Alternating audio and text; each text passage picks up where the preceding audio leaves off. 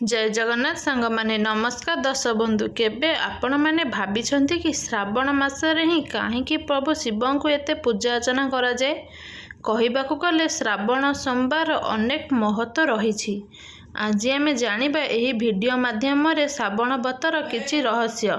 श्रावण व्रत पालन करी किए केउं फल पाइथिले, काहेकि श्रावण मासरे भक्तंक उपरे महादेवंकर विशेष कृपादृष्टि रही थाए। आसंतु जानिबा श्रावण व्रत महिमार किछि एमिति अजଣା रहस्य जहाँकि अनेक शिव भक्त माने मध्य जानि न थांती।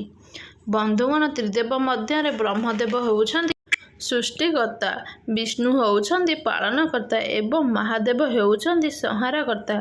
किंतु कौन आपण माने जानिछंती कि भगवान विष्णु होउछंती समग्र सृष्टिर पालनकर्ता।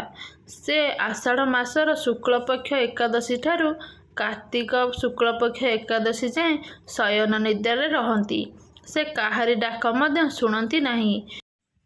जेमिति राजांक बिना राज्य मध्य शून्य होई जाए, ठीक सेमिति पालनकर्तांक बिना ए संसार शून्य होई जिवो।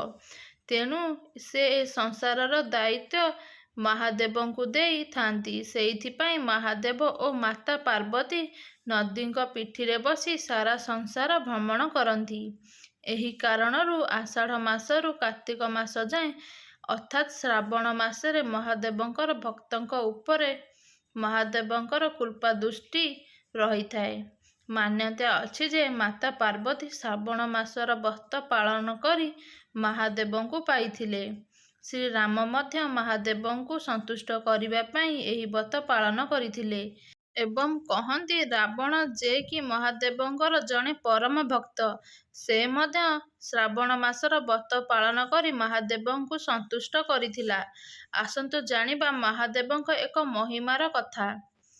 अमरपुर नामरे एक ग्रामरे जड़े साहुकार रहुथिले, जहाँक नाम थिला सोमनाथ। तांको पाखरे कौनसी धन संपत्तिर अभाव नथिला, हेले भी से बहुत दुखरे ही रहुथिले, कारण तांकर कौनसी पुत्र संतान नथिला। जेहेतु से जड़े शिव भक्त थिले, से सबु बेले महादेवंकु पूजा करती एवं प्रत्येक वर्ष श्रावण मासरे व्रत अति निष्ठार सहकारे मानती। एते सबु भक्तर केवल गोटिए आशा, तांकु एक पुत्र संतान प्राप्ति हेबो। एसबु कथा माँ पार्वती जानी पारिले। माँ पार्वती महादेवंकु पचारिले, हे प्रभु सोमनाथ तुमर एते भक्ति करुछि, हेले भी काहीकि तुमे तार डाक शुणुनाह। महादेव कहिले, सोमनाथ भाग्ୟରେ पुत्र संतानटीए नाही। जदि भी मु ताकु एक पुत्र संतान देबी, से 12 वर्ष पर मृत्युवरण करिब। मु मोर भक्त को दुखी देखिबाकू चाहू नाही। एहा शुणी माँ पार्वती कहिले, जहा हेब पछे देखाजिब, किंतु ताकु एक पुत्र संतान दियंतु। माता पार्वतीଙ୍କ कथारे महादेव साहुकारଙ୍କ स्वप्नरे आसी कहिले, हे मोर प्रिय भक्त, मु तुमर भक्तिरे पूरा संतुष्ट अछि। सेइथिपाई मु तुमको एक पुत्र संतान वर प्रदान करुछि, किंतु तुम भाग्ୟରେ पुत्र संतानर जोग नाही। सेइथिपाई से 12 वर्ष बयसरे अकाल मृत्युरे तार मृत्युवरण हेब। एहा परे परे साहुकारଙ୍କୁ एक पुत्र संतान प्राप्ति हेला, किंतु साहुकार खुशी हेबे ना दुख करिबे से बुझी पारिले नाही, कारण एही सुख बेसी दिन रहिबो नाही। से ताकु पुत्रंकु समस्त प्रकारर सुख सुविधा देई बढ़ाउथिले ओ लालन पालन करुथिले।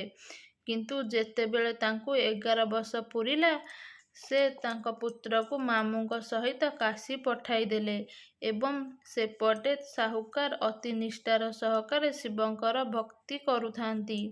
शेषरे सही समय आसीगला, पुत्रर प्राणवायु चलीगला। माता पार्वती एसबु देखि अति व्याकुल होइगले।